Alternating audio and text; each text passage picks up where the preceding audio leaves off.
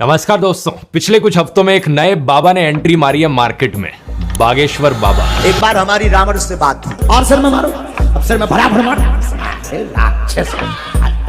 मारो। आप पूछोगे कि क्या खासियत है इन बाबा की, तो भाई बताया जा रहा है कि चमत्कारी तरीके से ये बाबा लोगों की प्रॉब्लम समझ लेते हैं और बड़े ही चमत्कारी सॉल्यूशंस देते हैं लोगों की प्रॉब्लम्स को लेकर। इसके सर में मारो, जरा गला पकड़, इसका गला पकड़।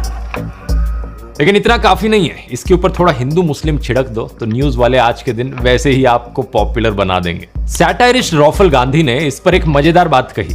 बागेश्वर बाबा वाला पाखंड तो ईसाई मिशनरी और झाड़ फूक वाले मौलवी भी करते हैं, तो फिर बागेश्वर बाबा का विरोध क्यों?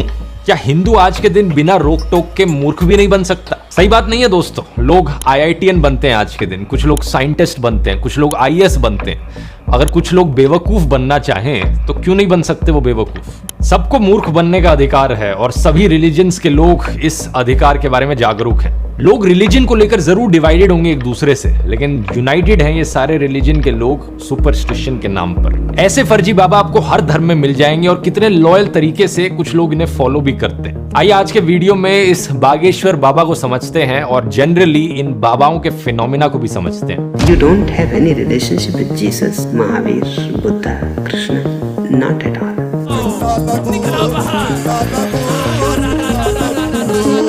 They teach you to love Jesus.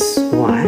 Because he turned water into wine. अध्यात्म तो चमत्कारों के विरुद्ध खड़ा होता है और अंधविश्वास के विरुद्ध खड़ा होता है। जो लोग ऐसा काम कर रहे हैं वो वैज्ञानिक तो नहीं है, वो आध्यात्मिक भी नहीं है।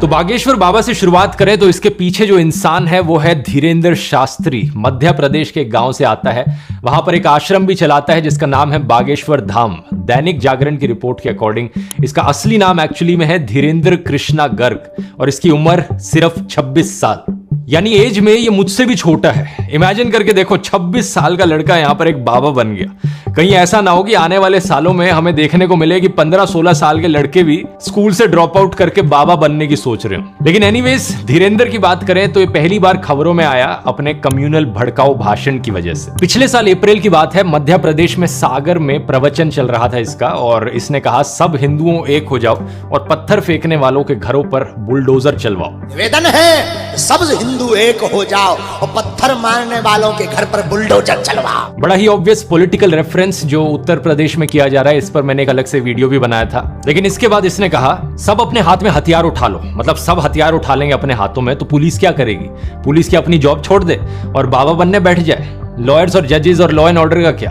लो जग जाओ, अब सब हिंदू अपने हाथ में हथियार उठा लो और कह दो हम सब हिंदू एक हैं। बड़ी ही ऑब्वियस बात है कि ये कम्युनल भड़काऊ भाषण था, पब्लिक पीस को डिस्टर्ब करने की कोशिश थी।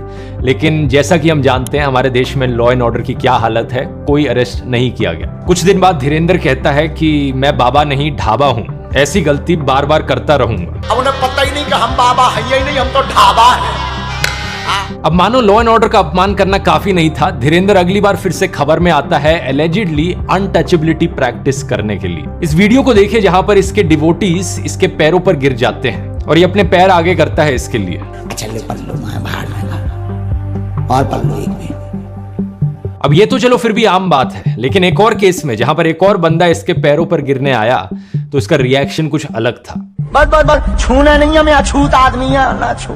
अब अगर इसके रीसेंट एपिसोड पर आए तो हाल ही में धीरेंद्र नागपुर आया था राम कथा के लिए और यहां पर इसने वही किया जो ये नॉर्मली करता है, लोगों के दिमाग को पढ़ना, माइंड रीड करना और अपने बड़े ही चमत्कारी सॉल्यूशंस प्रोवाइड करना लोगों की प्रॉब्लम्स के। यहां पर हमारी कहानी में एंट्री होती है श्याम मानव की। श्याम मानव नेशनल कन्वेनर है महाराष्ट्र अंधश्रद्धा निर्मूलन समिति के।